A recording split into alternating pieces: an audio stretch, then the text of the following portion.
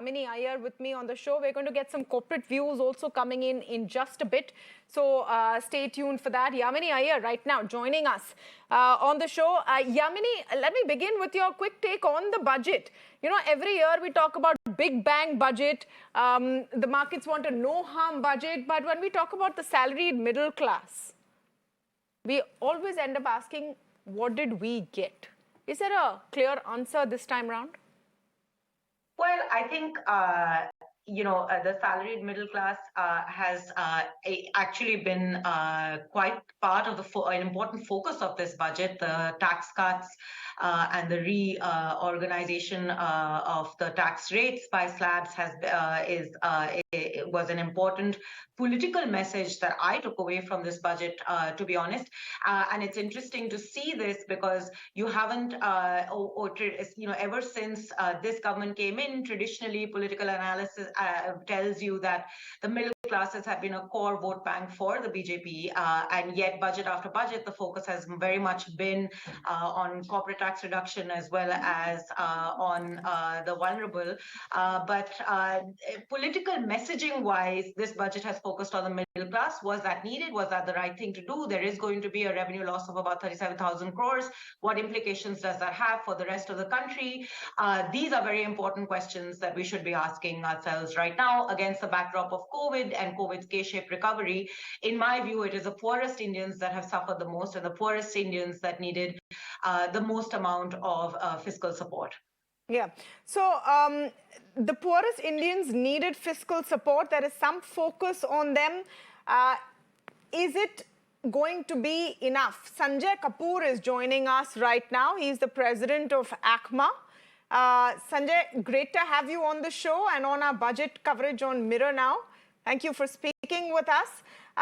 Do you think that business has got enough support from this budget, especially looking into a year that's going to be tough? It's going to be tough for export-oriented businesses. Do you think that support has been coming in from this year's budget?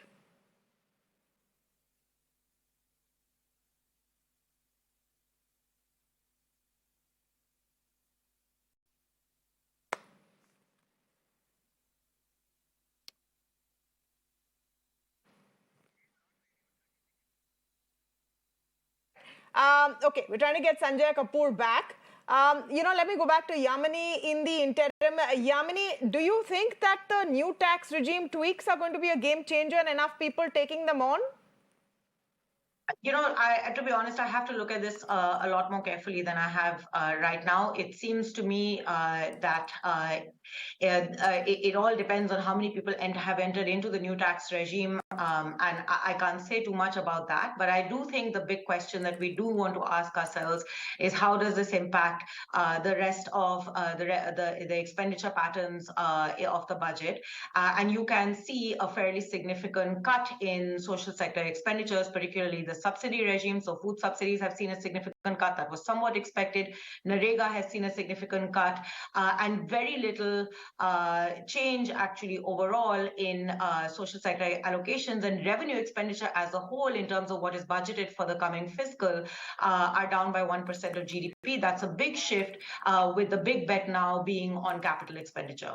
So the real question we need to be asking is, will capital expenditure be able to finally crowd in private investment and give the economy the stimulus the growth stimulus that it has been looking for, and ensure that the bulk of India gets quality jobs? It's an open question still. Yeah. I just want to come to you on capital expenditure. Big figure there, the finance minister talking about a huge increment in capital expenditure, and that's something economists will like to hear.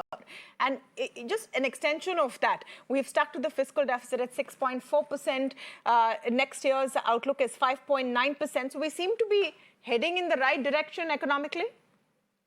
Well, if it is yes and no, I think when it comes to the formal economy, macroeconomic stability was important.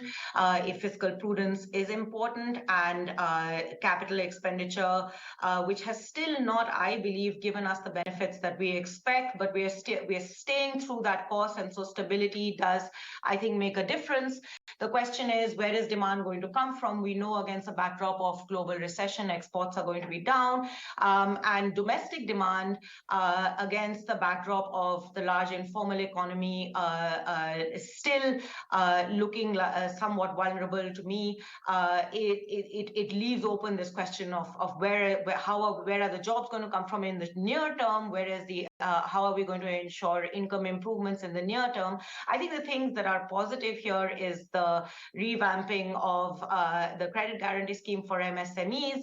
That I think will certainly help move things a little bit forward. So we seem to be on a path that is taking a big bet on capex on MSMEs through the credit guarantee loan, and it's an open question of whether in this coming fiscal it will be able to generate enough jobs, income, and private investment that would stimulate domestic demand. Absolutely. Back to Yamini Iyer, just on the question of jobs. We have been looking at a series of job losses, but to be fair, Yamini, these are in certain sectors, ones which are impacted by global headwinds, your tech companies, some in startups which are facing a funding winter. Do you think that this will sort of spread in other sectors, or our domestic resilience is what's going to save us this year? Well, I think the tertiary sector parts of the services economy are somewhat resilient. You're right that we're seeing layoffs in the tech sectors owing to global conditions. But I think that there is broad resilience in the formal sector, and there will be a bounce back. To me, the bigger challenge on the jobs front is the fact that we have and continue to still have large-scale subsistence level employment for the bulk of the economy. Unemployment percentages of unemployment rates, despite the infusion of capex last fiscal, hasn't necessarily yet created the kind of big jobs bump that the government was hoping for, or that would more importantly address the bigger challenge of employment and quality employment in India. Rural wages have actually, non-agricultural rural wages have been stagnant and in fact depreciated in some parts of this current fiscal. So there is a huge job challenge that India confronts.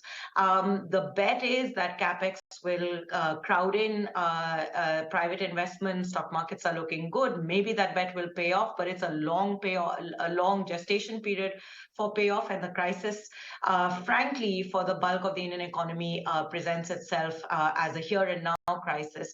So I think that for me, the way I'm interpreting the budget choices that have been made, that we are out of the worst of the pandemic and all the other economic shocks that the bulk of the Indian economy has faced, and now we need to stay clear and focus on the long game. But I still feel that there are short-run challenges of income stress that particularly the bottom of the pyramid has faced, and they are definitely not out of this yet. The question is, how fast will the payoff on capex trickle down? And that's the open question for this year. Yamini, for joining us as we continue our budget coverage on Mirror Now. The idea is to cut the clutter, stay away from the jargon, not crowd your screens with 8-10 boxes of talking heads simultaneously, but get to you the points that matter. So thank you, Yamini, for joining us in that endeavor.